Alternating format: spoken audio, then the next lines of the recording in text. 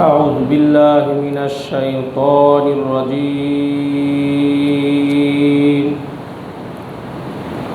بسم الله الرحمن الرحيم. وما أرسلناك إلا رحمة للعالمين. وقال الله تعالى في القرآن المجيد وفرقانه الحميد: إنك لعلى خلق عظيم. أعوذ بالله من الشيطان الرجيم. بسم الله الرحمن الرحيم. إن الله وملائكته يصلون على النبي يا أيها الذين آمنوا صلوا عليه وسلموا تسليما. সকলে আমার সাথে দরুদ ইব্রাহিম পড়েন। আল্লাহুম্মা সাল্লি আলা মুহাম্মাদিন ওয়া আলা আলি মুহাম্মাদ কামা সাল্লাইতা আলা ইব্রাহিম ওয়া আলা আলি ইব্রাহিম ইন্নাকা হামিদুম মাজিদ। আল্লাহুম্মা বারিক আলা মুহাম্মাদ ওয়া আলা আলি মুহাম্মাদ কামা বারাকতা আলা ইব্রাহিম ওয়া আলা আলি ইব্রাহিম ইন্নাকা হামিদুম মাজিদ। নাহমাদুহু ওয়া নুসাল্লি আলা রাসূলিল কারীম। আম্মা বা'দ, ফাউযু বিল্লাহি মিনাশ শাইতানির রাজীম। কুল ইন কুনতুম তুহিব্বুনাল্লাহ ফাত্তাবিউনি ইউহিব্বুকুমুল্লাহ ওয়া ইয়াগফির লাকুম যুনুবাকুম আল্লাহু গফুরুর রহিম। রাসূল আমার ভালোবাসা, রাসূল আমার আলো আশা, রাসূল আমার প্রেম বিরহের মূল আলোচনা, রাসূল আমার কাজে কর্মে অনুপ্রেরণা। হে রাসূল আমার ভালোবাসা, রাসূল আমার আলো আশা, রাসূল আমার প্রেম বিরহের মূল আলোচনা, রাসূল আমার কাজে কর্মে অনুপ্রেরণা। বলেন মাশাআল্লাহ। আল্লাহ পাকের দরবারে লাখ কোটি শুকরিয়া। মহান রব্বুল আলামিন আমাদেরকে আজকে জিলানী মসজিদ কর্তৃক আয়োজিত আজকের মাহফিলের সম্মানিত সভাপতি, প্রধান অতিথি, আমার সামনে উপবিষ্ট পর্দার অন্তরালের মা ও বোনেরা এবং সামনে উপবিষ্ট মুসলমান মুসল্লি একরাম, মর্দে মুজাহিদ ভাইরা, সকলকে সালাম বিনিময় করছি। আসসালামু আলাইকুম ওয়া রাহমাতুল্লাহি ওয়া বারাকাতুহু। আল্লাহ পাকের অশেষ মেহেরবানি যে অনেক মসজিদের ভিতরে হয়তো আজকের এই দিনে সকল মসজিদেই এই অনুষ্ঠান উদযাপিত হচ্ছে না, কিন্তু আল্লাহ তাআলার খাস মেহেরবানি আপনারা গুরুত্ব সহকারে আজকের এই আয়োজন করেছেন। এই জন্য এই আয়োজক যারা, আপনাদের সকলকে আল্লাহ তাআলার কাছে দোয়া করি আল্লাহ সকলকে নেক হায়াত দান করুন, আমরা বলি আমিন। এবং আপনারা যারা মসজিদে উপস্থিত হয়েছেন, আমি সকলের জন্য দোয়া করছি আল্লাহ পাক যেন সকলকে হায়াতে তৈয়্যিবা কামেলা নসিব করেন, সকলে আমিন। প্রিয় মুসলিম ভাইরা, আজকে দেখেন বাংলাদেশের প্রেক্ষাপটে আমাদের ছোট্ট বাচ্চারা এবং প্রত্যেকটা মানুষের মুসলমান হিসাবে আমাদের নবী মুহাম্মদ সাল্লাল্লাহু আলাইহি ওয়াসাল্লামের জীবন আদর্শ, তার জীবনী প্রত্যেকটা বাচ্চার জানা দরকার, ঠিক কিনা? মুসলমান হিসেবে প্রত্যেক মানুষের এই বিষয়টা জানা দরকার না? আজকে কিন্তু আমাদের বাচ্চারা অনেক আধুনিক জ্ঞানে জ্ঞানান্বিত, তারা অনেক কিছু জানে। বাংলাদেশে যারা ক্রিকেট খেলে দেখবেন আমার দেশের প্লেয়ার এবং বাইরের দেশের প্লেয়ার, সকল প্লেয়ারের খেলোয়াড় যারা, তাদের নাম বাচ্চারা জানে, ঠিক না বেঠিক? কিন্তু আপনি অনেক বাচ্চারা জিজ্ঞেস করবেন যে আমাদের নবী মুহাম্মদ সাল্লাল্লাহু আলাইহি ওয়াসাল্লাম, ওনার মাতার নাম কি, ওনার বাবার নাম কি, উনি কোথায় জন্মগ্রহণ করেছেন, দেখা গেল রাসূল সাল্লাল্লাহু আলাইহি ওয়াসাল্লাম সম্পর্কে আমাদের দেশের বাচ্চারা অধিকাংশই জানে না, ঠিক না বেঠিক? ঠিক ঠিক। তো এই জন্য আমি মনে করি যে প্রত্যেক মসজিদেই আজকের আয়োজন করা উচিত ছিল গোটা বাংলাদেশে। কারণ রাসূল সাল্লাল্লাহু আলাইহি ওয়াসাল্লাম সম্পর্কে মানুষের জানা দরকার। আমাদের উম্মতের কাণ্ডারি, তার সুপারিশ ছাড়া আমরা কেউ জান্নাতে যাইতে পারবো না। বিশেষ করে হাউজে কাউসারের আমরা অনেক ওয়াজ শুনি, হাউজে কাউসার আল্লাহ পাক আমাদেরকে দিবেন। হাউজে কাউসার কি? এমন একটা শরবত যেটা দুধের চেয়ে সাদা, মধুর চেয়ে মিষ্টি, বরফের চেয়ে শীতল। ময়দানে মাহশারে যেদিন মাথার উপরে সূর্য থাকবে, মানুষ পানির পিপাসায় ছটফট করতে থাকবে, সেই দিন এই হাউজে কাউসারের পানি শুধুমাত্র আমাদের নবী মুহাম্মদ সাল্লাল্লাহু আলাইহি ওয়াসাল্লাম ছাড়া কারো এখতিয়ারে এটা দেওয়া হবে না। সেই দিন কিন্তু অনেক মানুষ রাসূলের কাছে যায় বলবেন, ইয়া রাসূলুল্লাহ, আমরা পিপাসায় শেষ হয়ে গেলাম, আমাদের একটু পানি দেন। সেদিন শুধুমাত্র এই দুনিয়ার জগতে রাসূলকে যারা মহব্বত করেছে, রাসূলকে যারা ভালোবেসেছে মন দিয়ে, প্রাণ দিয়ে, তারাই শুধুমাত্র সেই দিন হাউজে কাউসারের পানি পাবে। কারণ যারা আপনি চিনবেন না তার কাছে আপনি কেমনে চাইবেন বলেন তো?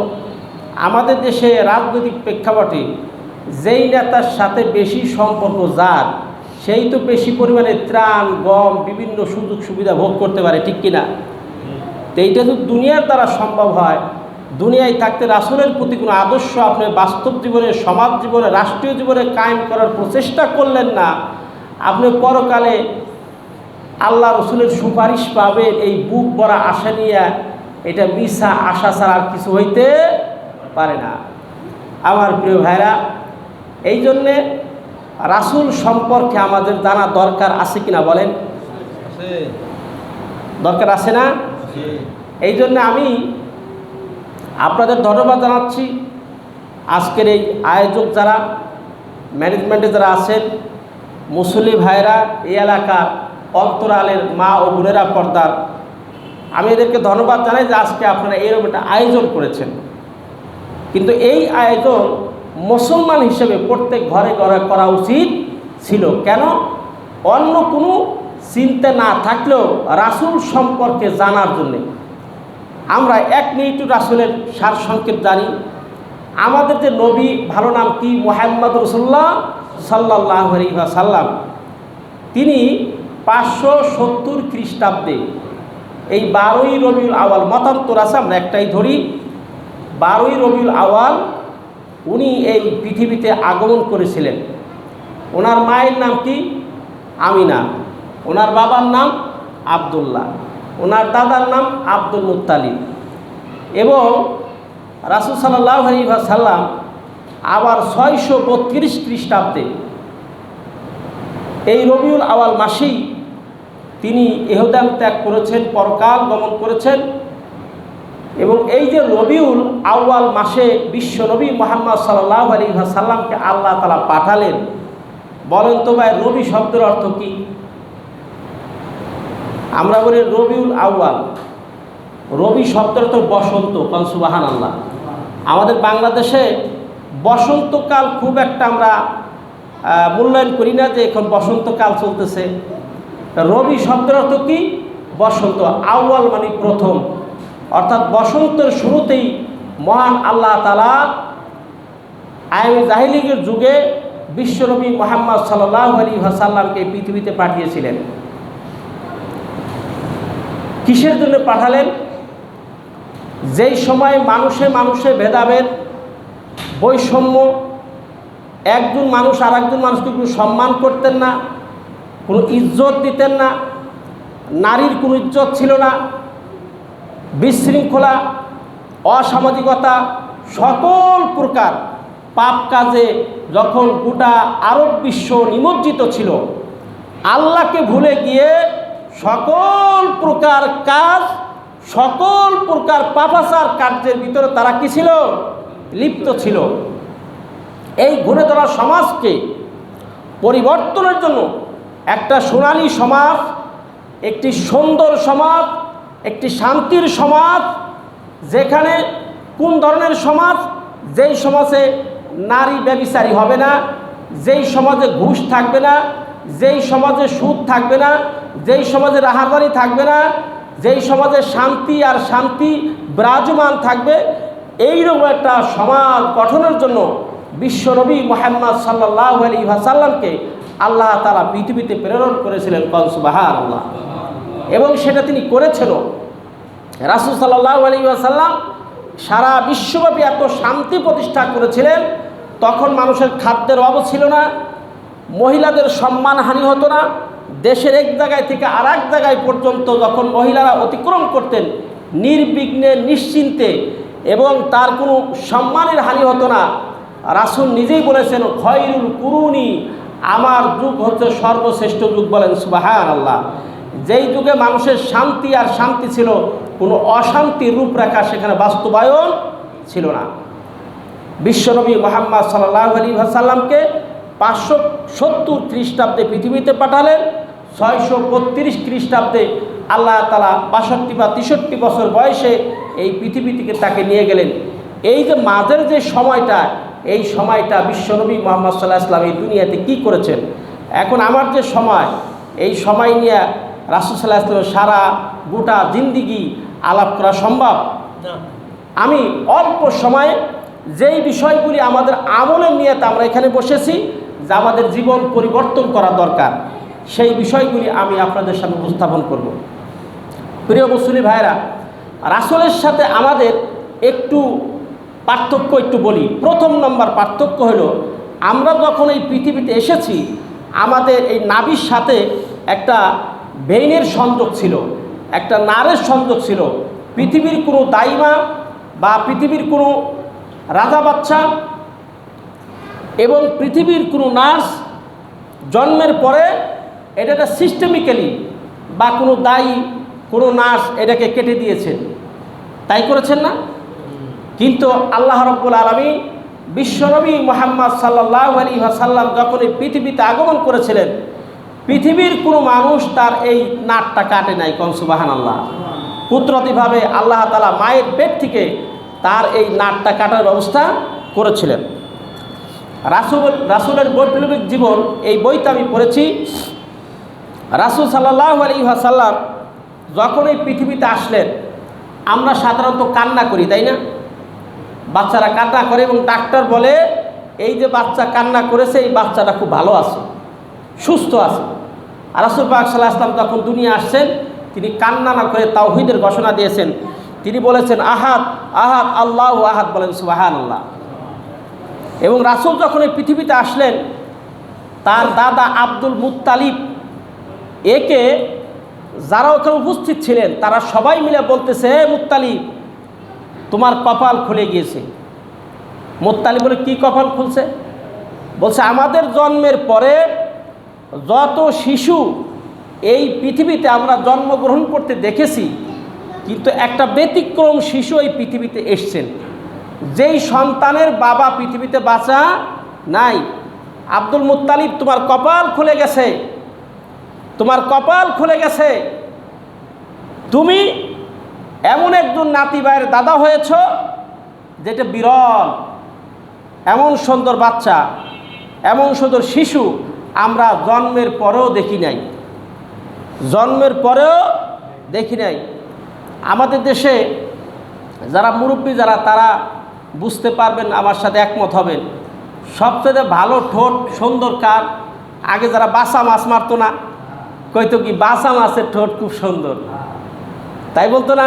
এখনকার জেনারেশন বাসা মাছ কিনা বুঝবে না, কিন্তু আগেকার জেনারেশন বুঝতো বাসা মাছের ঠোঁট কি খুব সুন্দর। তেমন সুন্দর বিশ্বনবীর চেহারা, এবং মহিলা পুরুষ সকলেই বলেছিলেন হামদান হামদান তয়্যিবান মুবারাকান ফিহে। এত প্রশংসার বাচ্চা, এত সুন্দর শিশু আমরা আর কখনো দেখি নাই। আব্দুল মুত্তালিব চিন্তা করলেন, আরে সবাই মিলে যেহেতু প্রশংসা করলো, যারা আলেম আছে তারা বুঝবে। এসমে মাহফুলের সিগা মুহাম্মদ শব্দের অর্থ প্রশংসিত, আরবি ব্যাকরণের কায়দা, অর্থাৎ যাকে সবাই মিলে ভালো বলে, যাকে সকলে মিলে প্রশংসা করে, তার নাম আরবিতে কী বলে? মুহাম্মদ। তো তাদের তো ভাষা আরবি। আব্দুল মুত্তালিব চিন্তা করলেন, আমার নাতি ভাইয়ের নামটা আমি কি রাখতে পারি। তখন সকলে মিলে যেহেতু প্রশংসা করেছেন, তিনি নাম রাখলেন মুহাম্মদ সাল্লাল্লাহু আলাইহি ওয়াসাল্লাম। আমার দেশের কিছু মারুফতের নামদারি, তারা মারুফত বুঝেও না। এলমে তাসাউফ কী জিনিস, মারেফা কী জিনিস, হকিকত কী জিনিস, তরিকত কী জিনিস, এর ধারের কাছেও না।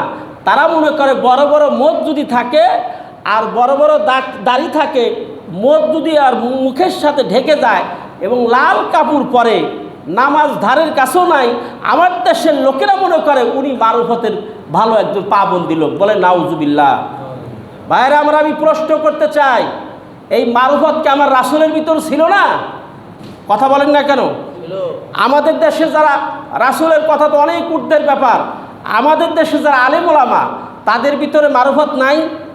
শামসুল হক ফরিদপুর রহমাতুল্লাহ আলাই, বাংলাদেশের সর্বশ্রেষ্ঠ একজন আলেম, আমি তার কবরে যে জিয়ারত করার সুযোগ হয়েছে, তার সেখানে শালু কাপড় বিছানো আর মোমবাতি ধরানো, সেখানে গাঞ্জা খাওয়ার কোনো সুযোগ সেখানে নাই। কোন সুবহানাল্লাহ। কারণ হলো আশরাফ আলী থানভী রহমাতুল্লাহর ছাত্র শামসুল হক ফরিদপুর রহমতুল্লাহ বাংলাদেশে অসংখ্য মাদ্রাসা প্রতিষ্ঠা করেছেন, এবং গহরডাঙ্গা যেই জায়গায় উনি শুয়ে আছেন সেই জায়গা এত সুন্দর সাপোর্টিং, ওনার কবরের কাছে শুধুমাত্র একটা কাঠের মতো একটা ছোট্ট সংকেত দিয়ে আছে, এখানে আল্লামা শামসুল হক ফরিদপুর রহমতুল্লাহ। আমি প্রশ্ন করতে চাই, আমার যেহেতু এই কথাগুলি মিডিয়ায় যাবে, আমি প্রশ্ন করতে চাই, এই শামসুল হক ফরিদপুর রহমতুল্লাহ মারুফত বুঝতো না? আমাদের দেশের লোকেরা মারুফত বলতে বোঝায় যিনি এরকম মোষ, দাড়ি, কালো কাপড় অথবা শালো কাপড় এইগুলো পরিহিত, এবং যদি কথা খুব কম হয়, মাঝে মধ্যে বলে যায় এই কাউয়া তুই দূর সর, তাহলে আমার দেশের লোকেরা মনে করে এর মধ্যে বস্তু আছে। এইটা একটা সম্পূর্ণ ভুয়া বানোয়ার ধারণা মানুষের, ইসলাম না জানার কারণে এটা হয়েছে। কি না জানার কারণে হয়েছে ভাইরা? ইসলাম না জানার কারণে হয়েছে। আপনারা কিছু মন খারাপ করতেছেন না তো? আমার প্র্যাকটিক্যাল একটা কথা বলি, বাংলাদেশে হক্কানি আলেম ওলামার কবরে এই সমস্ত কাজ করার দুঃসাহস, এই সমস্ত মাজার পূজারি যারা যারা গাঞ্জাখোর, এই সাহস হক্কানি আলেম ওলামার দরবারে সাহস পায় না। কিন্তু আমার দেশের যারা ইসলামকে প্রতিষ্ঠা করেছে, হযরত শাহজালাল রহমাতুল্লাহ আলাইহি, তিনি এমন প্রদেশ থেকে এসে এক হাতে তার তরবারি ছিল আর এক হাতে আল কোরআন ছিল, ওই সিলেটে ইসলামকে প্রতিষ্ঠা করেছিলেন। আজকে শাহজালাল রহমাতুল্লাহ মাজারে যেই সমস্ত অপকর্ম শিরকে যারা লিপ্ত হয়েছে, হযরত শাহজালাল রহমাতুল্লাহ কিয়ামতের ময়দানে তাদের বিরুদ্ধে মামলা দায়ের করবে। ঠিক না ঠিক?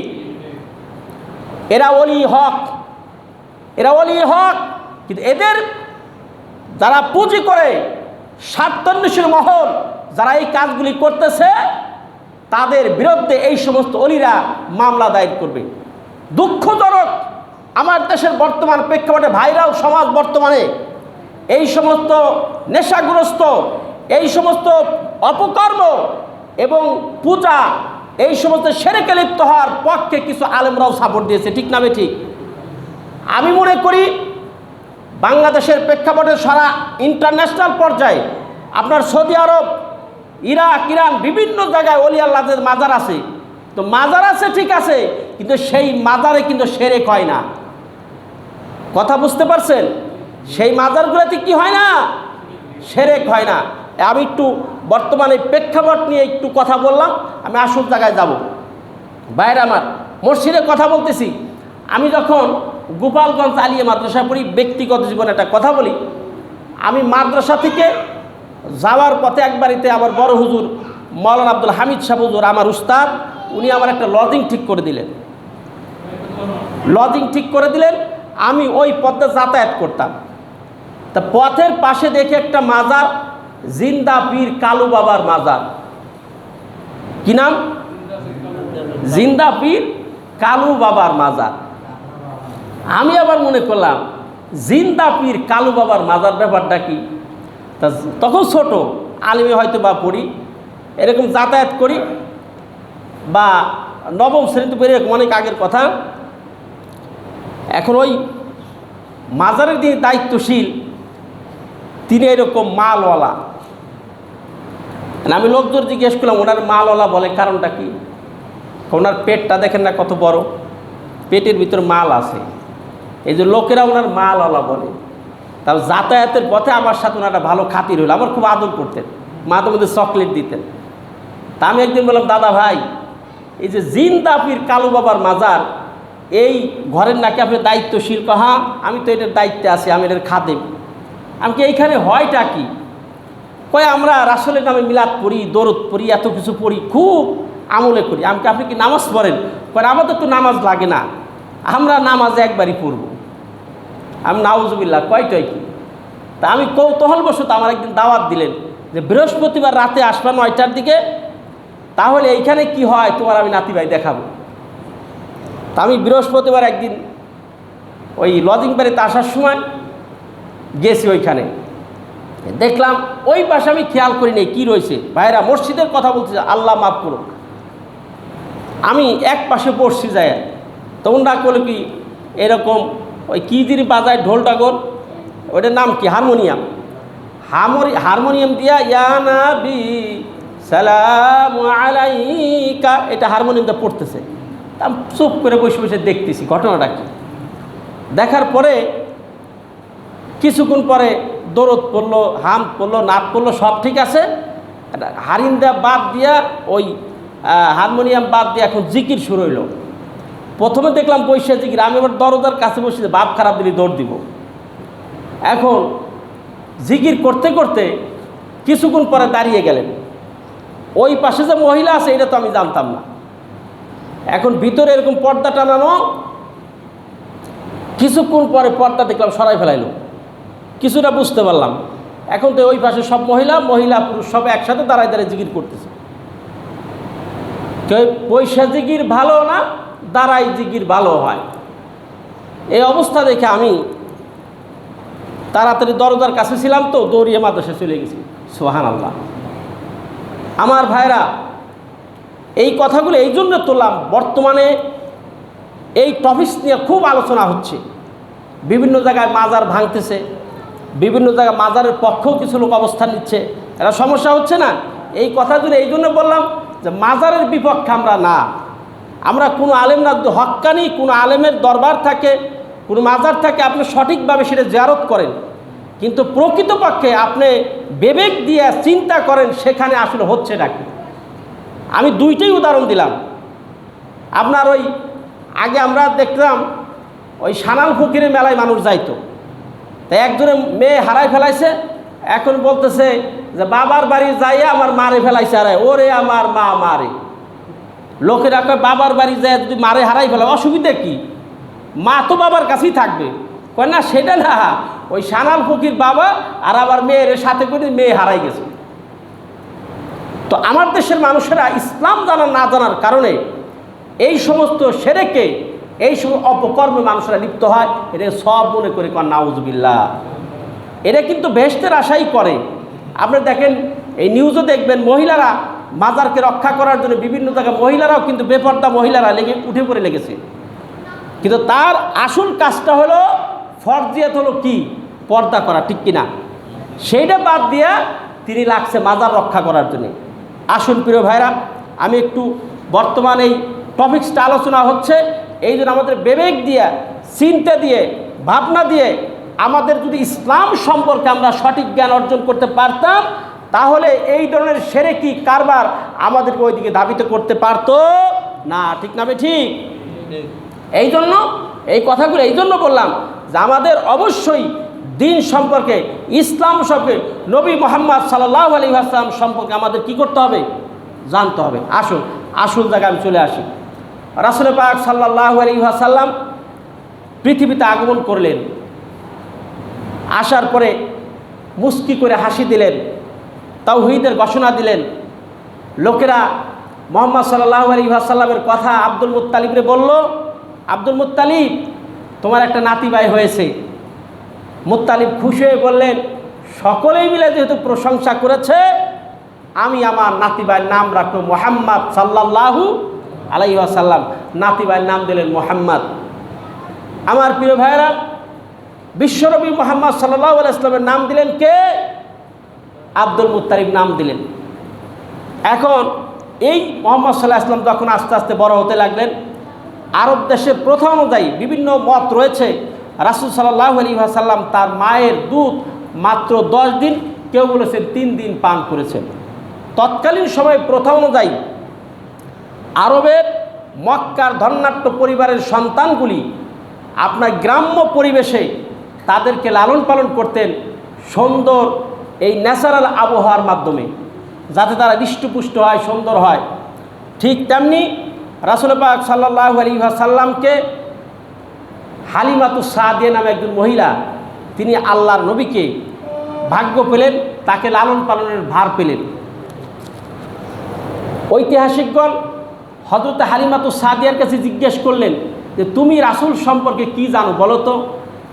হযরত হালিমাতুস সাদিয়া বলছেন, শোনো, মুহাম্মদ সাল্লাল্লাহু আলাইহি ওয়াসাল্লাম ছোট্ট শিশু সন্তান যখন আমি কোলে নিয়েছি, ছোটবেলায় থেকেই তিনি ইনসাফ কায়েম করেছেন। কোন সুবহানাল্লাহ।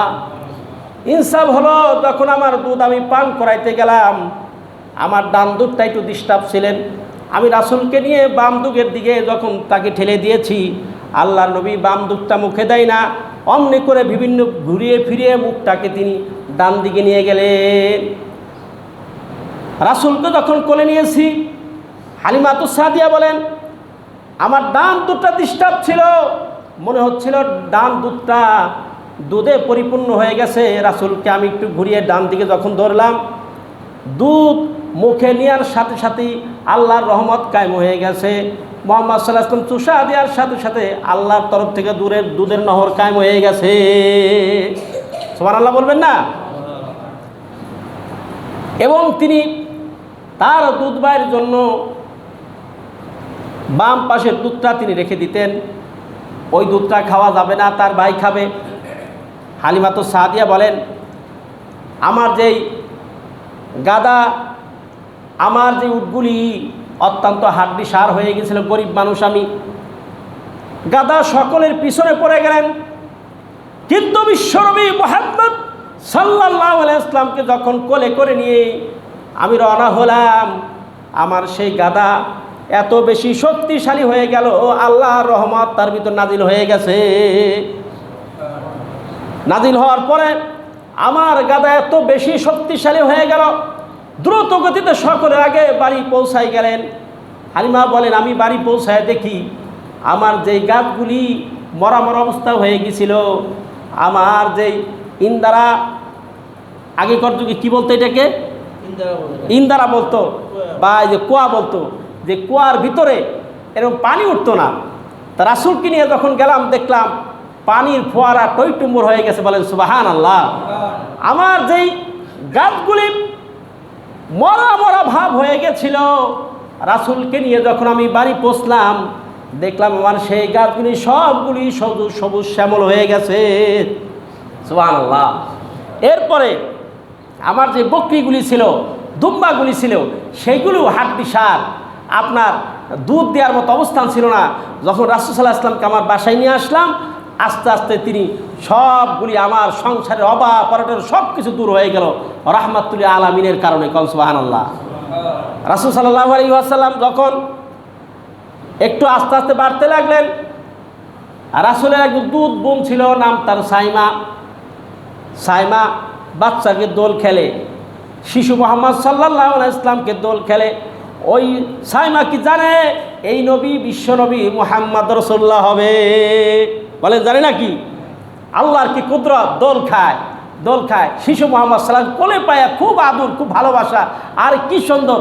হালিমাতুস সাদিয়া আরো বলেন, আমার এই সন্তান যখন আমার বাড়ি আসলো, কোনোদিন মানুষ কমপ্লেন নিয়ে আসে নাই তোমার সন্তানই অন্যায় কাজ করেছেন। সুখ আর সুখ, অনাবিল শান্তি আমার সংসার শুরু হয়ে গেল। বিশ্বনবী মুহাম্মদ সাল্লাল্লাহু আলাইহি ওয়াসাল্লাম ধীরে ধীরে বড় হয়ে গেলেন। যখন তার 6 বছর বয়স হয়ে গেল, মা হারা হয়ে গেলেন, এতিম হয়ে গেলেন। 6 মাস বয়সে তার বাবা মারা গেছেন।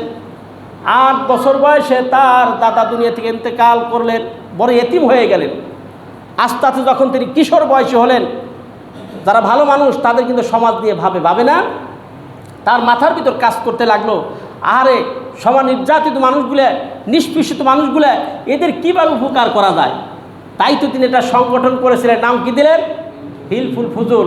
এই সংগঠনের মাধ্যমে সমাজ থেকে অনাচার, অবিচার, এই সমস্ত প্রকার কাজের ব্যাপারে তিনি অ্যাক্টিভ ভূমিকা পালন করতেন। এভাবে করে বিশ্বনবী মুহাম্মদ সাল্লাল্লাহু আলাইহি ওয়াসাল্লাম যখন বড় হয়ে গেলেন, তার বয়স যখন 25 বছর, তিনি বিবাহ করলেন কারে? হযরতে খাদিজা রাদিয়াল্লাহু তাআলা আনহার বিবাহ করলেন। 25 বছর যারা বিবাহ করলো তার বয়স কত? 40 বছর একজন মহিলাকে তিনি বিবাহ করলেন। এবং খাদিজা রাদিয়াল্লাহু তাআলা আনহা বললেন, বিশ্বনবী মুহাম্মদ রাসূলুল্লাহ সাল্লাল্লাহু আলাইহি ওয়াসাল্লামের ব্যাপারে যখন ইতিহাসবিদরা জিজ্ঞাসা করলো তোমাদের নবী কেমন ছিলেন স্বামী হিসাবে, স্ত্রীরা বললেন আমাদের ঘরে খাবার ছিল না, আমাদের ঘরে সুখ ছিল না, আমাদের ঘরে তশক ছিল না, আমাদের ঘরে অনেক সুবাজের ছিল না, কিন্তু বিশ্বনবী মুহাম্মদ রাসূলুল্লাহ সাল্লাল্লাহু আলাইহি ওয়াসাল্লামের স্ত্রী হিসাবে সাক্ষী দিতে পারি আমাদের ঘরে শান্তির কোনো অভাব ছিল না। সুবহানাল্লাহ বলবেন না? শান্তির কোনো অভাব ছিল না। রাসূল সাল্লাল্লাহু আলাইহি ওয়াসাল্লাম একদিন গোসল করতেছেন খুব মজা করে। মা আয়েশা সিদ্দিকা রাদিয়াল্লাহু তাআলা আনহা রাসূলকে পানি আগাই দিতেছে, পানি। তো খুব মজা করে গোসল করেন, একটা আছে না, পানিটা খুব ভালো লাগে। রাসূল যখন মজা করে গোসল করতেছে, তখন মা আয়েশা সিদ্দিকা রাসূলের ফুর্তিতে নিজেও একেবারে আনন্দিত হয়ে গেছেন। তো কিছুক্ষণ পরে রাসূল পাক সাল্লাল্লাহু আলাইহি ওয়াসাল্লাম দেখলেন যে পানির সাথে লাল যেন রক্তের ফোয়ারা দিয়ে বেয়ে যাচ্ছে। রাসূল সাল্লাল্লাহু আলাইহি ওয়াসাল্লাম বললেন, আয়েশা, পানির সাথে রক্ত আসলো কিভাবে? মা আয়েশা সিদ্দিকা চুপচাপ, কথা বলে না। কিছুক্ষণ বলছে, ইয়া রাসূলুল্লাহ, আমার বুড়ি আঙ্গুল কেটে গিয়েছে, আপনি যে তক্তার উপরে বসা, এই তক্তার কোনা লেগে আমার বুড়ি আঙ্গুল ফেটে রক্ত বেরোচ্ছে। আল্লাহ রসুল বললেন, আয়েশা, তোমার বুড়ি আঙ্গুল কেটে রক্ত পড়ছে, তুমি আমাকে বলবে না? মা আয়েশা সিদ্দিকা বলেন, ইয়া রাসূলুল্লাহ, আপনি যে আরাম ফরমাচ্ছিলেন, যত আনন্দ নিয়ে গোসল করতেছিলেন, আমার তো বুড়ি আঙ্গুল একটা সিম্পল ব্যাপার, আমার কলিজা ফেটে যদি রক্ত পড়তো, আপনার আরামের গোসলকে আমি ব্যাঘাত ঘটাইতাম না। সুবহানাল্লাহ, কেমন ভালো রাসূলকে তার স্ত্রীরা বাসতেন। রাসূলও মন প্রাণ দিয়া তার স্ত্রীকে ভালোবাসতেন, ঠিক না বেঠিক? মন প্রাণ দিয়ে ভালোবাসতেন। রাসূল সাল্লাল্লাহু, মানুষ যখন ঈমানের পথে, দ্বীনের পথে, ইসলামের পথে অগ্রসর হয়, তখন স্ত্রী যদি উল্টা পথে টানে, তার ঈমান পাকা হওয়া বড় কষ্ট হয়ে যায়, ঠিক না বেঠিক? আর স্ত্রী যদি সহযোগিতা করে, স্ত্রী যদি সামনের দিকে এগিয়ে নিয়ে যায়, তাহলে তার পক্ষে আল্লাহর ওলি হওয়া সম্ভব হয়ে যায়, ঠিক না বেঠিক? রাসূল সাল্লাল্লাহু আলাইহি ওয়াসাল্লাম যখন সর্বপ্রথম খাদিজা রাদিয়াল্লাহু তাআলা আনহাকে দাওয়াত দিলেন, তিনি কিন্তু একটু দ্বিমত পোষণ করেন নাই। বলছে, ইয়া রাসূলুল্লাহ, আমি স্বামী হিসাবে, মানুষ হিসাবে আপনাকে যতটা চিনি, আপনার জবান থেকে জীবনও মিথ্যা কথা বের হতে পারে না। আপনি যে বলেছেন এই দিনের সকল বয়সের একটা সময় চলে আসবে, এই দুনিয়ার পর আর একটা জগৎ আছে, সেই জগতের নাম কি? আখিরাত। কি নাম? সেই জগতে হিসাব দিতে হবে। আর লাত মানাতুজ জায়রা খোদা না, খোদা হচ্ছে লা ইলাহা ইল্লাল্লাহু মুহাম্মাদুর রাসূলুল্লাহ। সর্বপ্রথম কালিমা পড়ে মুসলমান হয়ে গেলেন। সুবহানাল্লাহ বলবেন না? কেমন স্ত্রী! আর এই স্ত্রী এত সৌভাগ্যবান, পৃথিবীতে একজন মহিলাকে আল্লাহ তাআলা সালাম দিয়েছেন। বলেন তো সেই মহিলার নাম কি? হযরত খাদিজা রাদিয়াল্লাহু তাআলা আনহা। রাসূল সাল্লাল্লাহু আলাইহি ওয়াসাল্লাম হীরা গারে আল্লাহ তাআলার ইবাদতে ব্যস্ত থাকতেন, উনি খাবার পৌঁছায় দিতেন। একদিন জিবরাইল আলাইহিস সালাতু ওয়াস সালাম বললেন, ইয়া রাসূলুল্লাহ, আপনার স্ত্রী খাদিজা আসতেছে, ওর কপাল খুলে গেছে, কপাল প্রসন্নিত হয়ে গেছে। বলছে কিভাবে? বলছে আল্লাহ পাক আপনার স্ত্রী খাদিজাকে আল্লাহ পাক সালাম বলে দিয়েছেন। কোন সুবহানাল্লাহ। বিশ্বনবী মুহাম্মদ রাসূলুল্লাহ অবাক দৃষ্টিতে তাকিয়ে আছেন। হযরত খাদিজা রাদিয়াল্লাহু তাআলা আনহা যখন রাসূলের কাছে আসলেন, রাসূল বলেন, খাদিজা রে, তোমার কপাল খুলে গেছে, আল্লাহ পাক তোমারে সালাম দিয়ে দিয়েছে। খাদিজা রাদিয়াল্লাহু তাআলা চোখের পানি ফেলে দিলেন, বলেন, ইয়া রাসূলুল্লাহ, আমি আরবের একজন অগণ্য মহিলা ছিলাম, কিবা আমার দাম ছিল, আপনার সংস্পর্শে এসে আল্লাহ পাক আমার দামকে কোথায় বাড়িয়ে দিয়েছেন, আল্লাহ পাক আমাকে সালাম দিয়েছেন। ইয়া রাসূলুল্লাহ, আমার মতো ভাগ্যবান আর কে হতে পারে? আমার মতো সৌভাগ্য আর পৃথিবীতে কয়জন হতে পারে? আল্লাহ পাক আমাকে সালাম দিয়েছেন। ইয়া রাসূলুল্লাহ, এই সালামের জবাব আমি তো জানি না কিভাবে দিতে হয়। আমার পক্ষ থেকে আপনি আমার স্বামী হিসাবে, বিশ্বনবী মুহাম্মদ রাসূলুল্লাহ সাল্লাল্লাহু আলাইহি ওয়াসাল্লাম হিসাবে আপনি আল্লাহ পাকের সালাম দিয়ে দেন। সুবহানাল্লাহ। আল্লাহ, আমরা আমাদের দেশে স্ত্রী হলে ওরে বাবার এইরকম ভাণ্ড আমি পেয়ে গেছি, এটা কি সংস্পর্শ তোমাকে দেওয়া যাবে? বিশ্বনবী মুহাম্মদ সাল্লাল্লাহু আলাইহি ওয়াসাল্লাম স্ত্রীরা কত ভালো ছিলেন, স্বামীর উপরে ছেড়ে দিলেন যে আমার পক্ষ থেকে আপনি আল্লাহ পাকের সালামের জবাবটা দিয়ে দিবেন। সুবহানাল্লাহ। এই হচ্ছে হযরত খাদিজা রাদিয়াল্লাহু তাআলা আনহা। কেমন সংসার ছিল! খাদিজা যখন ইন্তেকাল করেছেন, এই যে বিভিন্ন সময় কিছু অকেশনাল উপলক্ষে বাংলাদেশে আছে না, শবে বরাত, শবে কদর, এই বিভিন্ন অকেশনে আপনার রাসূল পাক সাল্লাল্লাহু আলাইহি ওয়াসাল্লাম মা খাদিজা রাদিয়াল্লাহু তাআলা আনহা কবরের কাছে যে আল্লাহর কাছে দোয়া করতেন যে আল্লাহ, আমার খাদিজাকে তুমি কবুল করে নাও। মাইশা সিদ্দিকা জিজ্ঞেস করলেন, ইয়া রাসূলুল্লাহ, আমি দেখি লক্ষ্য করে আপনি সময় পেলে খাদিজার কবরের কাছে গিয়ে আল্লাহর কাছে দোয়া করেন। রাসূল গো, একটা কথা জানতে চাই, এই খাদিজার চাইতে কি ভালো মহিলা, কুমারী সুন্দরী নারী আপনি পান নাই? রাসূল পাক সাল্লাল্লাহু আলাইহি ওয়াসাল্লাম বলেন, আয়েশা রে, সকল কথা আমার কাছে বলবে, কিন্তু এমন করে কথা বলিও না, আমার খাদিজার ব্যাপারে এমনি করে কথা বলিও না, কারণ যখন তোমরা আমার স্ত্রী তখন আমার এখন সুখের সময়, আর খাদিজা যখন আমার স্ত্রী ছিল তখন আমার সময়টা বড় দুঃখের সময় ছিল। সুবহানাল্লাহ।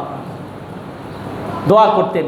এবং যদি একটু ভালো রান্না করতেন, একটু ভালো রান্না করলে বলতো কি, আয়েশা কি রান্না করেছো? বলছে গোশত রান্না করতে, একটু গোশত দাও না। তিনি এলাকায় ঘুরে ঘুরে বিভিন্ন জায়গায় যাইতেন, কোথায় খাদিজার বান্ধবী আছে একটু টুকরা মাংস দিতেন, যে আপনি তো আমার খাদিজার সমবয়সী ছিলেন, আপনি মেহেরবানি করে আমার খাদিজার জন্য দোয়া করবেন। এভাবে করে বিশ্বনবী স্বামী হিসাবে, মানুষ হিসাবে পৃথিবীতে সর্বশ্রেষ্ঠ মহামানব বলেন। সুবহানাল্লাহ। রাসূল পাক সাল্লাল্লাহু আলাইহি ওয়াসাল্লাম বৈবাহিক জীবন তার অতিক্রম হয়ে গেল। 40 বছর বয়সে যখন পদার্পণ করলেন, আল্লাহ পাকের তরফ থেকে তিনি নবী হিসেবে সিলেকশন হয়ে গেলেন। সিলেকশন তিনি পূর্বের থেকেই আসেন, কিন্তু আল্লাহ পাকের তরফ থেকে তার উপর ওহী নাযিল হয়ে গেল। বলেন সুবহানাল্লাহ। 40 বছর বয়সে তিনি নবী হয়ে গেলেন। এবং নবী হওয়ার পরে সর্বপ্রথম তিনি দাওয়াত দিয়েছেন তার স্ত্রীকে, সর্বপ্রথম দাওয়াত দিয়েছেন আবু বকরকে, সর্বপ্রথম দাওয়াত দিয়েছেন হযরত আলীকে। হযরত আলী যখন ইসলাম গ্রহণ করেন তখন তার বয়স ছিল 8 বছর। হযরতে আব্দুর রহমান বিন আউফ যখন ইসলাম গ্রহণ করে তখন তার বয়স ছিল মাত্র 17 বছর। এই সমস্ত মানুষেরা দুঃখের দিনে এই কালিমার মিশনকে সাকসেস করার জন্য বিশ্বনবী মুহাম্মদ সাল্লাল্লাহু আলাইহি ওয়াসাল্লামের দাওয়াতে সাড়া দিয়েছেন। বলেন সুবহানাল্লাহ।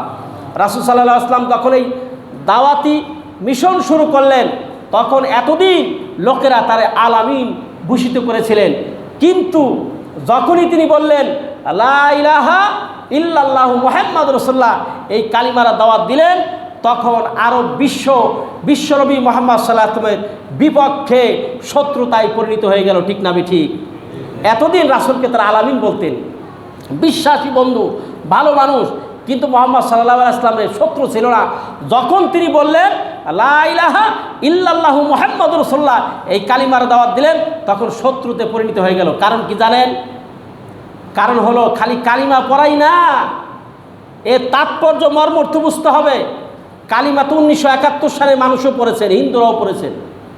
যেমন আর্মি অফিসাররা যখন বিরাট জোয়ান জিজ্ঞাসা আজ আপকা মুসলিম হয়, আপকা মুসলিম হয়, कहूँ राम तो मुस्लिम है, कालिमा बताओ ला इलाहा इल्ला अंता सुब्हानाका इन्नी कुन्तु मिनाज जालिमीन, कहता मुसीबत का दुआ है, कह हुजूर আমি তো মুসিবতই পড়ছি।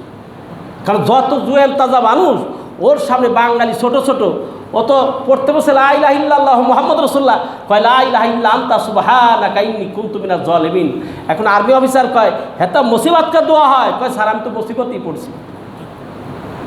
তো ওই কালিমা পড়া আর আবু জাহেলের কালিমা পড়া, ওমরের কালিমা পড়া কি এক জিনিস? কালিমার অর্থ হলো আমরা না বুঝলেও তৎকালীন সময় আবু জাহেল, উতবা, সাইবা, আবু সুফিয়ান ঠিকই বুঝেছিল কালিমার মানে কি। কালিমার মানে হচ্ছে এখন জীবনটা যে স্তরে আছে টোটালি জীবন চেঞ্জ হয়ে মুহাম্মদ সাল্লাল্লাহু আলাইহি ওয়াসাল্লামকে নেতা হিসেবে মেনে নেওয়ার নাম হলো কি?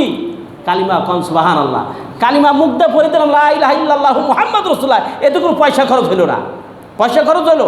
আর তারা বুঝেছেন কালিমার অর্থ হলো এই আমার ব্যক্তিগত জীবন, সামাজিক জীবন, রাষ্ট্রীয় রাজনীতি সকল কিছু পরিত্যাগ করে মুহাম্মদ সাল্লাল্লাহু আলাইহি ওয়াসাল্লামকে মুরিদ হয়ে তার আল্লাহর আনিত বিধান বাস্তব জীবনে, পার্সোনাল লাইফে, সোশ্যাল লাইফে, রাষ্ট্রীয় জীবনে সকল ক্ষেত্রে মেনে নেওয়ার নাম হচ্ছে কালিমা। কন সুবহানাল্লাহ।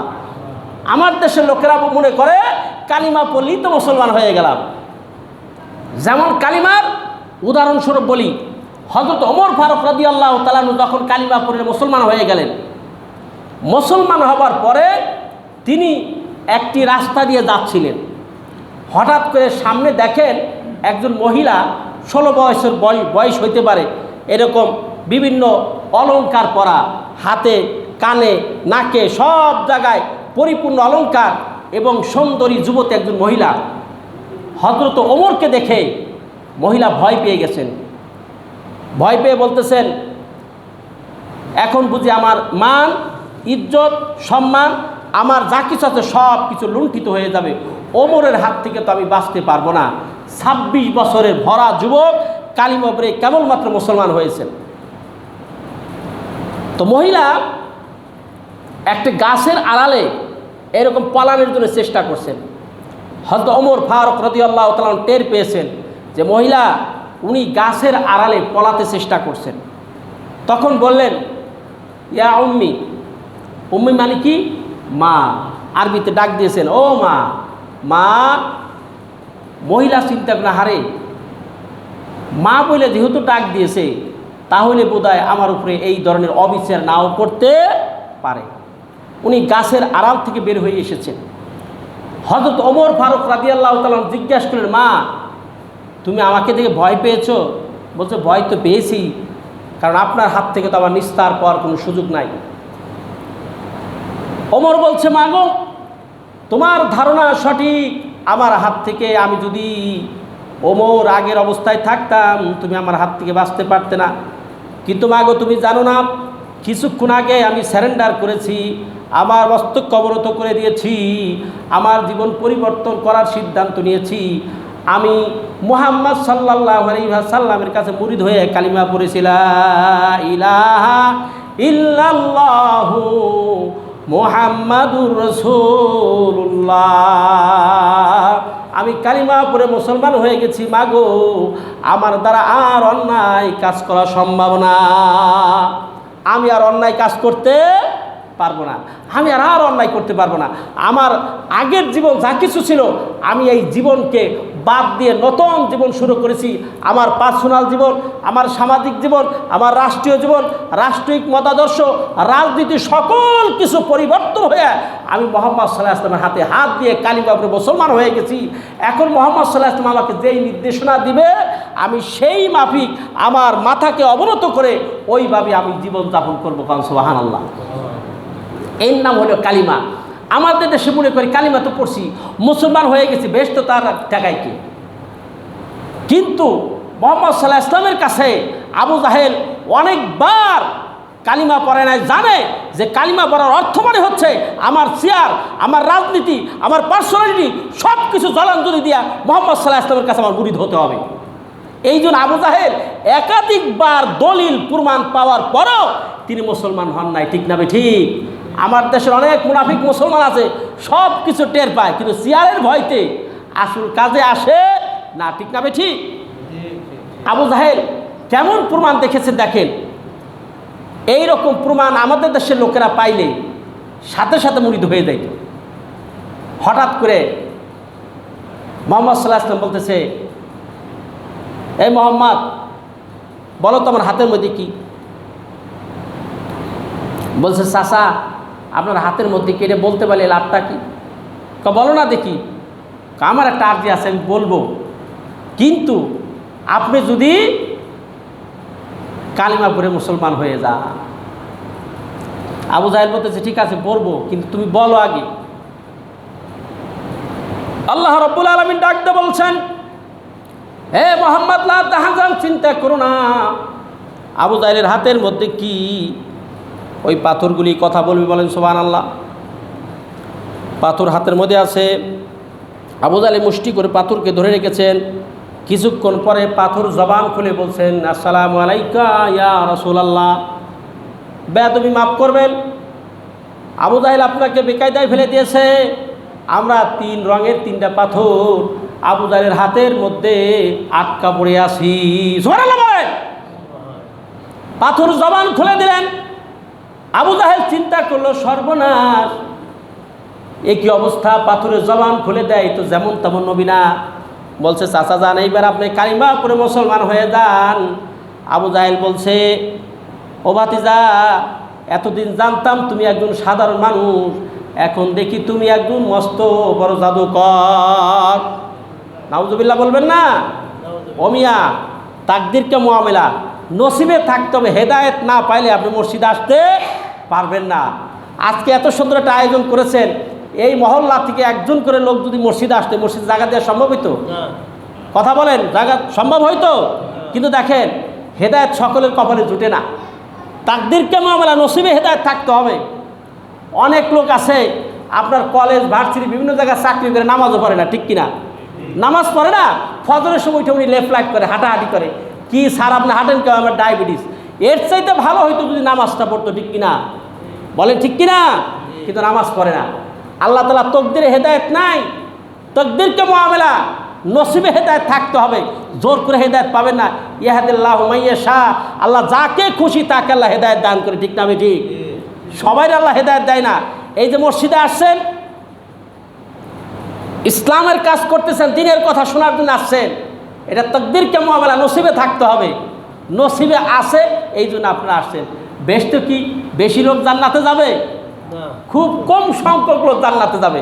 আপনারা শুনেন না, আলেম ওলামার ওয়াজ 73 কাতার হবে, তার ভিতরে 1 কাতার বেসতে যাবে, আর তামান কাতারই ফেল হয়ে যাবে। এখন ক্যালকুলেশন করেন যে আপনাদের সমাজের লোক কয়জন আর মসজিদে আসেন কয়জন। 73 কাতার আপনাদের ভিতরে নির্বাচন হয়ে যাবে।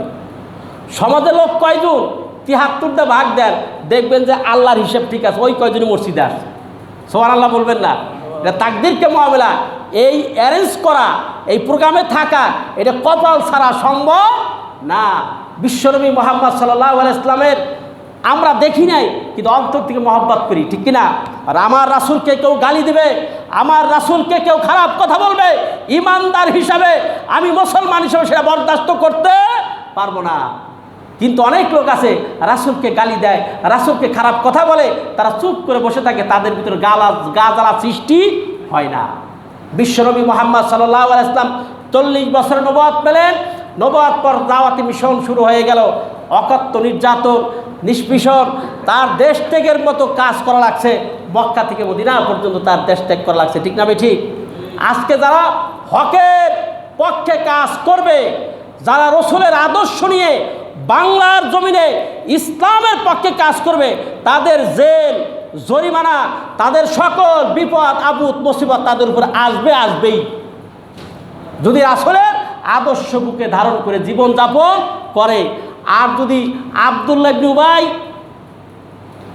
রাসূল এত ওয়াজ করেছেন, পারস্য দেশ থেকে সালমান ফার্সি রাদিয়াল্লাহু তাআলা আনহু, তিনি ইসলাম গ্রহণ করে, বুড়া মানুষ, বয়স্ক মানুষ, ইসলাম গ্রহণ করে মুসলমান হয়ে গেলেন।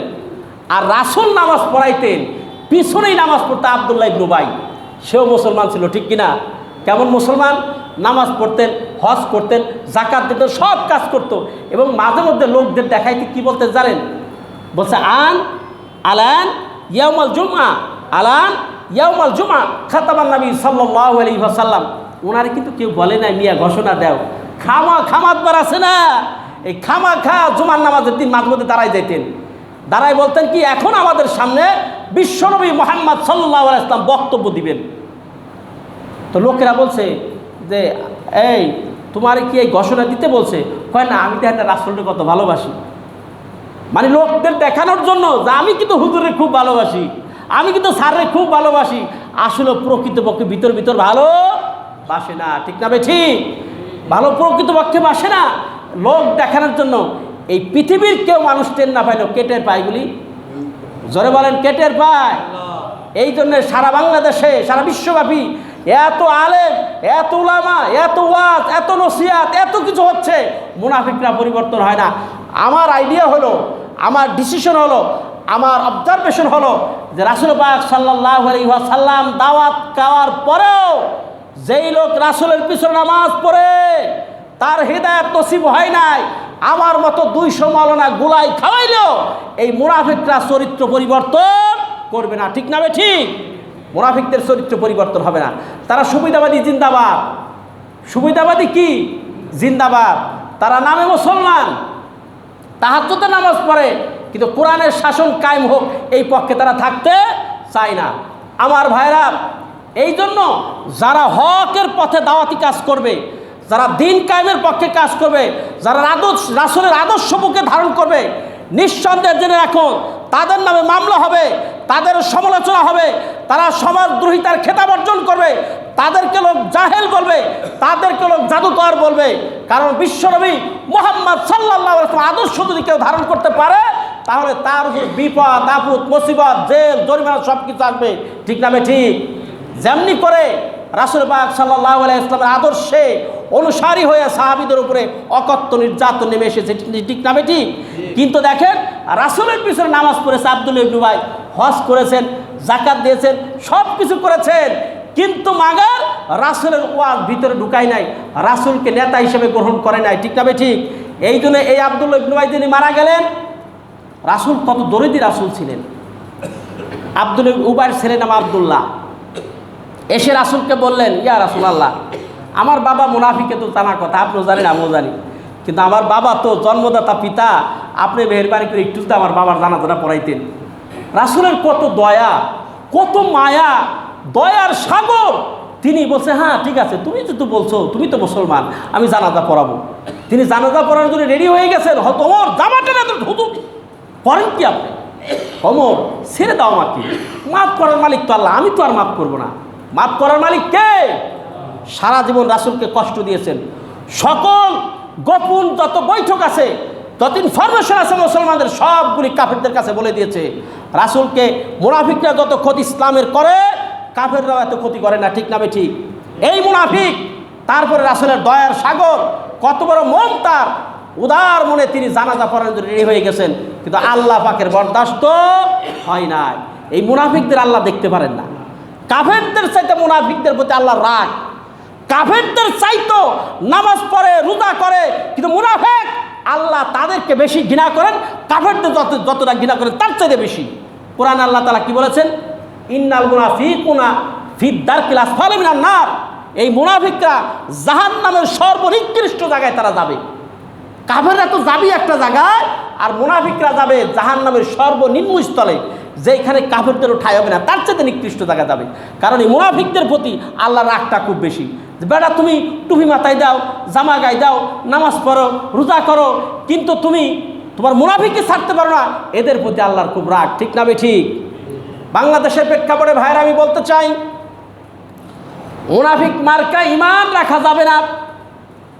মাঝে মধ্যে সাহাবায়ে কেরাম বলতেন, ইয়া রাসূলুল্লাহ, মনের ভিতর বড় ভয় হয়, আমারে কি নেফাকিতে পাইয়া গেল কিনা। আল্লাহু আকবার। রাসূল পাক সাল্লাল্লাহু আলাইহি ওয়াসাল্লাম, আবু বকর লা তাহজান, চিন্তা করো না, আল্লাহর তরফ থেকে ঘোষণা এসে গেছে, দুনিয়ায় থাকতে তোমার সুসংবাদটা দিয়ে দেই। আল্লাহ বলছে, আবু বকর আল্লাহর জান্নাতে যাবে, কোন সুবহানাল্লাহ। 10 জনের সংবাদ আল্লাহ পাক দিয়ে দিলেন, এরা মৃত্যুর আগেই জান্নাত পেয়ে গেছেন। আল্লাহ রসুল বলছেন, তোমার সুসংবাদ হচ্ছে তোমাকে আল্লাহ জান্নাত দিবেন, দুনিয়ায় থাকতে জানাই দিলেন। বিশ্বনবী মুহাম্মদ রাসূলুল্লাহ সাল্লাল্লাহু আলাইহি ওয়াসাল্লাম এইভাবে দাওয়াতি কার্য পরিচালনা করার পরে নিজের রাসূল 27 থেকে 28টা যুদ্ধে নিজে অংশগ্রহণ করেছে। ঠিক না ঠিক? এইগুলিকে বলা হয় গাজওয়ায়ে। এই যুদ্ধগুলি নিজে পরিচালনা করেছেন, নিজেই অংশগ্রহণ করেছেন। এই কাফেররা মুনাফিকদের কারণে আল্লাহ রাসূলের গায়ে পর্যন্ত আঘাত করেছে। ঠিক না ঠিক? বিশ্বনবী মুহাম্মদ সাল্লাল্লাহু আলাইহি ওয়াসাল্লাম চোখের পানি ফেলেন আর বলেন, আরে দুনিয়ার হতভাগা মানুষ, যেই নবীর কারণে তোমাদের ভাগ্য প্রসন্নিত হবে, আর তোমরা ভুল করে সেই নবীর গায়ে আঘাত করো। ঠিক না ঠিক? যে আলেমদের কারণে বাংলাদেশের হমাত পয়দা হবে, সেই আলেমদেরকে ইঞ্জেকশন পুশ করে মারে। ঠিক না ঠিক? সেই আলেমদেরকে ফাঁসির কাঠগড়ায় দাঁড় করায় দেয়। সেই আলেমদেরকে যারা রহমত পয়দা হবে, তারা জাতির জন্য দোয়া করবে, সেই আলেমদেরকে তারা জেলের কাঠগড়ায় দাঁড় করে ফাঁসি পর্যন্ত রায় দিয়ে দেয়। ঠিক না ঠিক? এইটা কি বেদিনের দেশ? এই দেশটা হচ্ছে মুসলমানের দেশ। ঠিক না ঠিক? মুসলমানের দেশে হক কথা বলার সুযোগ থাকতো না, আল্লাহ পাক করে দিয়েছে। বলেন সুবহানাল্লাহ। কে করে দিয়েছে? সকল ক্ষমতার মালিক কে? আল্লাহ।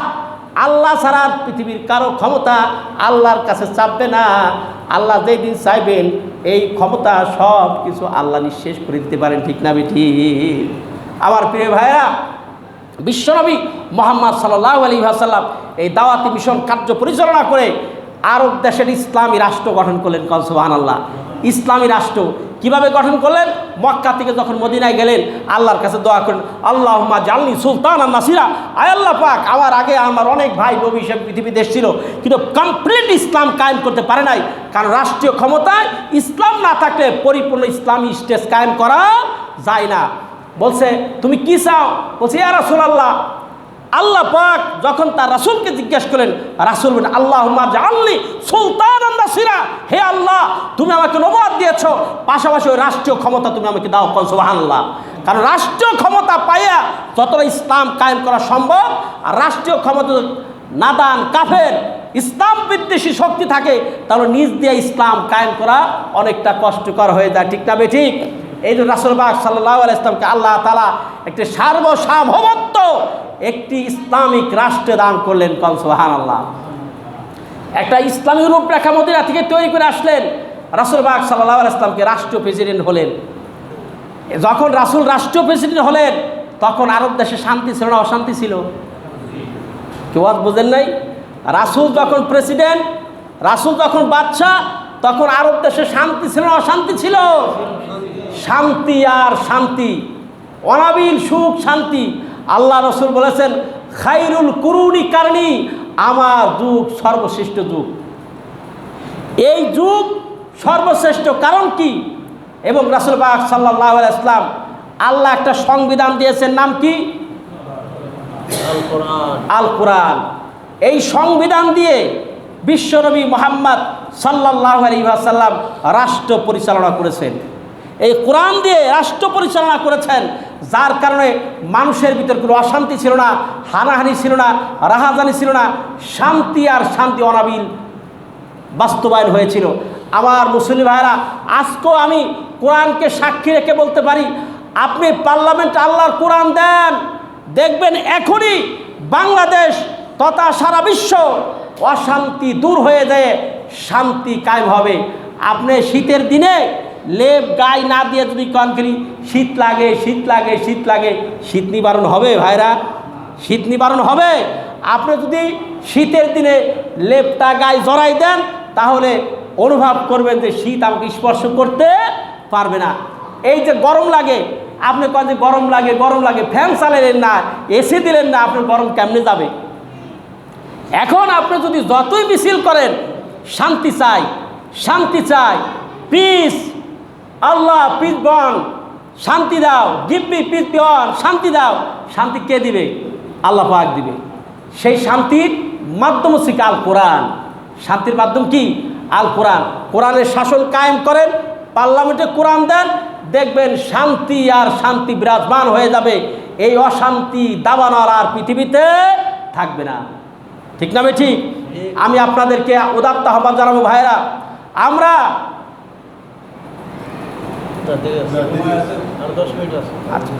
আমরা শান্তির রাস্তা এখন বলি। এত সময় পর্যন্ত রাসূল পাক সাল্লাল্লাহু আলাইহি ওয়াসাল্লামের জীবন ইতিহাস সংক্ষিপ্ত পরিসরে আমি বললাম। এখন আমি আপনাদের শোনাচ্ছি শান্তি আপনি কোথায় পাবেন, শান্তি কোথায় পাবেন। আজকে অনেক মুরব্বী, আমি তো একটা মসজিদের খতিব, আইসা দোয়া চাই, হুজুর আমি একটু দোয়া করেন। আমাকে কিসের জন্য দোয়া করবো ভাইরা? বলো দোয়া হলো এই, আমার ছেলেটা একটু বেলাইনে চলে গেছে। কি বেলাইনে চলে গেছে? কয় একটু সুরা আতা খায়। সুরা আতা খায় মানে আমি তো বুঝি নাই। কয় না, ওই যে একটু বিড়ির ভিতরে বইরে কি কি জিনিস খায়, ও তো আমি জানি না। আমি এখনই আপনি দোয়া করেন আল্লাহ তোমার হৃদায়ত নসিব করে আমার সন্তানটা ভালো পথে আসে। আমি বললাম যে মিয়া, পানি ছাইরে দিয়া ফারাক্কাবাদ ছাইরে যদি না খালি যায় কয়েকজন জোড়াসনতে বসে পারেন যে পানি আটকায়, সম্ভব? হ্যাঁ, এখন আপনার ছেলে নেশাগ্রস্ত হওয়ার আগে যদি আপনি বাধা দিতেন তাহলে দোয়ায় কাম হইতো। তারপরেও রব্বুল আলামিন যদি আপনার ছেলের কপাল পরিবর্তন করে দেয়, এই জন্য আমি দোয়া করতে পারি যে নেশার জগৎ থেকে ফিরাটা বড়ই কষ্টকর। বর্তমান বাংলাদেশের প্রেক্ষাপটে প্রত্যেক সমাজে, প্রত্যেক মহল্লায়, সব জায়গায় নেশাগ্রস্ত যুব সমাজ পরিণত হয়ে গেছে। ঠিক না বেঠিক? যুব সমাজ নেশার জগতে ঢুকে গিয়েছে। শান্তি পাওয়ার রাস্তা কোথায়? এই যুবকরা এই পথে কে নিল? আপনি মদের লাইসেন্স দেওয়ার পরে যার হাতে বোতল পেলেন তারে গ্রেপ্তার করে থানায় নিয়ে যাবেন, ওদিকে আবার লাইসেন্স দিয়ে বসে আছেন। মদ উৎপাদন হচ্ছে, আপনি উৎপাদন বন্ধ না করে মানুষকে জিনিসটা ওপেন করে দিয়ে যার হাতে পাইলেন তারে ধরলেন, এটা কি সম্ভব আটকানো? আপনার কি করে আমার দেশের আইনে? কার হাতে যদি জাল নোট পায় তারে ধরে পুলিশ নিয়ে যায়। সে কি জাল নোটটা বানাইছে? আর জাল নোটের কারখানা যদি আপনি বন্ধ না করতে পারেন তাহলে আপনি কি শান্তি আশা করতে পারেন? শান্তির একমাত্র জায়গা হলো ইসলাম। সেই ইসলামের মূল খুঁটি আল কোরআন। এই কোরআনের সংস্পর্শে আসেন, আল্লাহ পাক আপনাকে শান্তি দান করে দিবে। আমি একটা কথা বলি, বাস্তবমুখী কথা বলি। আমাদের বাংলাদেশে মানুষ অনেক গরিব, তাই না? কিন্তু একটু ভেবে দেখেন তো, যে পরিমাণ টাকা পাচার হয়ে বাংলাদেশ থেকে বাইরের কান্ট্রিতে চলে গেছে, ওই পরিমাণ টাকা একটু ক্যালকুলেশন করেন, ক্যালকুলেটর নিয়ে। ওই টাকাগুলি বিদেশে না যায় পাচার না করে বাংলাদেশে কতগুলো মানুষ গরিব, একটু ক্যালকুলেশন টুকেন, টুকে ওই টাকাগুলো ভাগ করে দেন, দেখবেন যে এক একটা লোক 3-4 লাখ কোটি টাকা পাবে। ঠিক না বেঠিক? গরিব মানুষগুলো গরিব থাকবে না। একটা অর্থ ব্যবস্থা যদি খালি কোরআনের হয়, একটা শাসন ব্যবস্থা, কোরআনের অর্থ ব্যবস্থা কি? জাকাত ব্যবস্থা চালু করবেন। জাকাত ব্যবস্থা কে চালু করবে? এই আল কোরআনকে পার্লামেন্টে দিলে তারাই এই জাকাত ব্যবস্থা চালু করতে পারবে। আর জাকাত ব্যবস্থা চালু থাকলে বাংলাদেশের একটা মানুষও গরিব থাকবে না। ঠিক না বেটি? বাংলাদেশের মানুষ যার হাজার হাজার কোটি টাকার মালিক, ওরে ভাই বেবেগে হাত দেন, একটা মানুষের কত টাকা লাগে? একটা মানুষের কত টাকা লাগে? আমি তো একজন চাকরিজীবী মানুষ, আমি তো ভাবি একটা লোকের যতই আপনি হালাল খাবার খাবেন, যতই ভালো খাবার খান, সর্বোচ্চ 40 থেকে 50,000 টাকা হলে ভালোভাবে একটা সংসার চলে, ভালোভাবে একটা সংসার চলে। এর চাইতে আপনি প্রতিদিনও গরুর মাংস খান, প্রতিদিনই খাসির মাংস খান, প্রতিদিনই আপনি ভালো মন্দ খান, তারপরে 1 লক্ষ টাকার উপরে আপনি হালালভাবে খরচ করতে পারবেন না।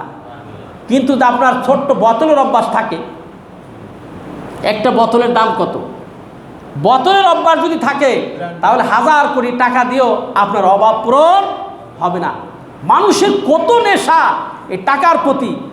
আরে আমি একজন নামের এটা বাস্তব উদাহরণ দিতেছি। এই যে আমাদের দেশে নাম আমি বলতেই পারি, এইটা গীবত হবে না, এটা জাতিকে শিক্ষানোর জন্য বলি। এই বেনজির আহমেদ আমাদের দেশের একজন পুলিশের কি ছিল, উনি যে পরিমাণ টাকা বেতন পেত ওই পরিমাণ টাকার উপর সন্তুষ্ট থাইকা যদি বাংলাদেশটা সুস্থভাবে পরিচালনা করত, তাহলে দেখেন আল্লাহ তাআলা ওনার ইজ্জত বাড়াই দিত না কমাই দিত? ইজ্জত বাড়াইতো না। যাহারে এত বড় একজন পুলিশ অফিসার, বাংলাদেশের প্রধান, উনি ঘুষ খায় না, সৎ, ওনাকে পথে ঘাটে চললে মানুষ সেলিউট দিত, আসসালামু আলাইকুম, ঠিক না বেঠিক? আর এই দুর্নীতি করার কারণে বাংলাদেশে তো জায়গা হইল না। এত টাকার মালিক হয়ে তোমার কি লাভ হইল? নিজের মাতৃভূমিতে তুমি থাকতে পারলে না। এখন যেই দেশে গেছে, ধরেন বাইরে আমার চেনছে, কথাগুলো আমার চেনছে নেন, ওই জায়গায় যদি লোকটা মারা যায়, লাশটা ঘাড়ে নেওয়ার লোক পাবে কোথায়? কথা বলেন। আমরা যারা এই দেশে বসবাস করি, আজকে যদি আমার এই স্যার প্রফেসর সাহেব মারা যান, ওনার এই মাধবদা এলাকায় ওনার আত্মীয় স্বজন আছে, ভাই ব্রাদার আছে, আপামার জনসাধারণ আছে, ইসলামের ভাইরা আছে, সংগঠনের ভাইরা আছে, বিভিন্ন শ্রেণীর লোকেরা লাশটা ঘাড়ে নেওয়ার জন্য চোখের পানি ফেলে কানবে, ঠিক না বেঠিক? চোখের পানি ফেলে কানবে, কান্না করবে, আল্লাহ একদম ভালো মানুষ ছিল, আল্লাহ তুমি মাফ করে দাও। এর চাইতে সৌভাগ্যর পৃথিবীতে কি হইতে পারে? এইটা বাদ দিয়ে উনি যদি দুর্নীতি করতো, তাহলে যেই সম্মান এই সমাজে পায়, এই সম্মান পেত? কথা বলেন না কেন, পেত নাকি? আজকে দেখেন পয়সায় মানুষের সুখ দিতে পারে না। সালমান এফ রহমানের কথা আমি বলতে পারি স্পষ্ট। উনি বেক্সিমকো কোম্পানির চেয়ারম্যান, বেক্সিমকো কোম্পানির একজন ম্যানেজার আমাকে বলতেছে, স্যার আমাকে বলেন, কয় যখন ন্যাশনাল কনফারেন্সে গেলাম, দেখি কি আমাদের এমডি স্যার খালি ঘুরে গাড়ে, আর আমরা খালি রাম খাই, রেজালা খাই, সব খাইতেছি, আর উনি খালি ঘুরে গাড়ে। এখন উনি খায় না? কয় না, ওনারে ডাক্তার মানা করছে যে তুই খাবি না, তুই খালি পয়সা কামাই করবি, খাবে অন্য লোকে, আর তুই খালি চাই আছে দেখবি। কেন? আমেরিকার ডাক্তার বলছে যে তুমি যদি বাঁচতে চাও পৃথিবীতে, তাহলে সকালে 8 খান রুটি, রাত্রে 8 খান রুটি, আর দুপুরে খাবার 2 চামচ যাও। কি যাও? আওলা চালের যাও। যদি গোশের দিকে তাকাও তাহলে কিন্তু তুমি শেষ। তাহলে তোমার এত পয়সা ইনকাম করে হইলটা কি? আল্লাহর চ্যালেঞ্জ, যদি কেউ অবৈধ পয়সা ইনকাম করতে চায়, আল্লাহ বলছে অবৈধ পয়সা সে ইনকাম করতে পারবে। আল্লাহ পাক বলছেন আমি চ্যালেঞ্জ করলাম, ওকে আমি অবৈধ পয়সা খাইতে দিব না। এটা আল্লাহর চ্যালেঞ্জ। ও ভোগ করতে আমি দিব না, ও কামাই করতে পারবে, খাবে লোকেরা, কিন্তু অবৈধ পথে কামাইয়ের কারণে এই ঘানি কিয়ামতের ময়দানে তাকিয়ে টানতে হবে, ঠিক না ঠিক? আমার ভাইরা, এই জন্য সাবধান করে বলছি আমি সকলকে, অবৈধ পয়সা মানুষকে শান্তি দিতে পারে না, অবৈধ পয়সা মানুষকে সুখ দিতে পারে না। এই সমাজে অনেক ধনী মানুষ আছে, ছেলে কথা শুনে না, মেয়ে কথা শুনে না, ছেলে মেয়ে আত্মীয় স্বজন কেউ খোঁজ নেয় না, ঠিক না ঠিক? আবার এমন মুরব্বী আছে, টাকা নাই, পয়সা নাই, কিচ্ছু নাই, ছেলেরা এত ভালোবাসে, এক ছেলে এসে আব্বা কি খাবেন, বউ জিজ্ঞেস করে আব্বা কি খাবেন, অমুক এসেছে আব্বা কি খাবেন, আব্বার সুখের আর শেষ নাই, ঠিক না ঠিক? এই জন্য ভাইয়ের আমার, সর্বশেষে আমি একটু মগজে টাচ করতে চাই, দুনিয়ায় যেই কয়দিন বাঁচবেন অবৈধ পথে যাবেন না। আর শান্তি যদি পেতে চান, কোরআনের কাছে আসুন, কোরআন দিয়ে সমাজ গড়ুন, কোরআন দিয়ে রাষ্ট্র গড়ুন, ব্যক্তিগত জীবনে, পারিবারিক জীবনে, রাষ্ট্রীয় জীবনে, সকল ক্ষেত্রে অনুরোধ করতে বলছি কোরআনটা দেন, দেখবেন শান্তি শান্তি আর শান্তির অভাব থাকবে না, ঠিক না ঠিক? কোনো অভাব থাকবে না, খালি শান্তি দেখবেন। আল্লাহ তাআলার কাছে কামনা করতেছি, দীর্ঘ সময় আপনাদের মাঝে কথা বললাম, কথার মাঝে যদি কষ্ট পেয়ে থাকেন আল্লাহর রাস্তায় ক্ষমা করে দেবেন। উদ্দেশ্য আমার একটাই যে আমরা হেদায়েতের রাস্তায় আসতে চাই ইনশাআল্লাহ। আমার জন্য দোয়া করবেন। আমি সালমান ফার্সি মাদ্রাসার ভাইস প্রিন্সিপাল হিসেবে আছি এই ফরিদপুর শহরে। আমার জন্য দোয়া করবেন। এই বিভিন্ন জায়গায় মাহফিলে যাই, আল্লাহ নেয়। এই আপনাদের দোয়ার বরকতেই আমার আব্বা পয়সা নাই কিন্তু আব্বার সুখ আছে। আমি চিন্তা করি আপনি তো আব্বা খুব সুখী মানুষ। যখন এশা নামাজের সময় হয়, এশা নামাজের পরে নামাজ কালাম পরে বউরা আসে, আব্বা এই যে 1 কাপ দুধ আপনি খান, অমুক আসে এই করেন। আমি আব্বার কই আব্বা আপনি যে শান্তি পাইছেন পয়সা লাগবে না ইনশাআল্লাহ, পয়সায় সুখ দিতে পারে না। আমার প্রিয় ভাইরা, এই জন্য সর্বশেষ সকলের প্রতি আমার উদাত্ত আহ্বান, মগজ চিন্তা চেতনা এখনই পরিবর্তন করা দরকার। যে কোরআনের পক্ষে থাকেন, কোরআনের কাছে চলে আসেন। আপনার পরিবার, আপনি ব্যক্তিগত জীবনে, পারিবারিক জীবনে, সামাজিক জীবনে, রাষ্ট্রীয় জীবনে শান্তি পাবেন ইনশাআল্লাহ। আমি আপনাদের কাছে একটু ওয়াদা নিতে চাই, আজকে থেকে আমরা সকলে কোরআনের পক্ষে থাকবো তো ইনশাআল্লাহ। আমি একটু ধরিয়ে দিব, সবাই আমার সাথে বলেন লিল্লাহে তাকবীর, নারে তাকবীর, আল কোরআনের আলো, আল হাদিসের আলো। আলহামদুলিল্লাহ। আল্লাহ পাক আমাদের সকলকে কবুল করো। সকলের কাছে দোয়া আছে। আজকের মতো বিদায় নিচ্ছি। আমার জন্য দোয়া করবেন। আমি আপনাদেরকে প্রাণ করে দোয়া করি, এত সময় ধৈর্য ধারণ করে আমার কথাগুলো শুনলেন। এই এলাকাবাসীর জন্য আমি দোয়া করি, আল্লাহ যেন সকলকে নেক হায়াত দান করে, আল্লাহ যেন সকলকে সুস্থ রাখে, আল্লাহ যেন সকলকে হায়াতে তয়্যবা দান করে দেন। এই দোয়া করে আমি দোয়া চেয়ে শেষ করছি। আসসালামু আলাইকুম ওয়া রাহমাতুল্লাহি ওয়া বারাকাতুহু।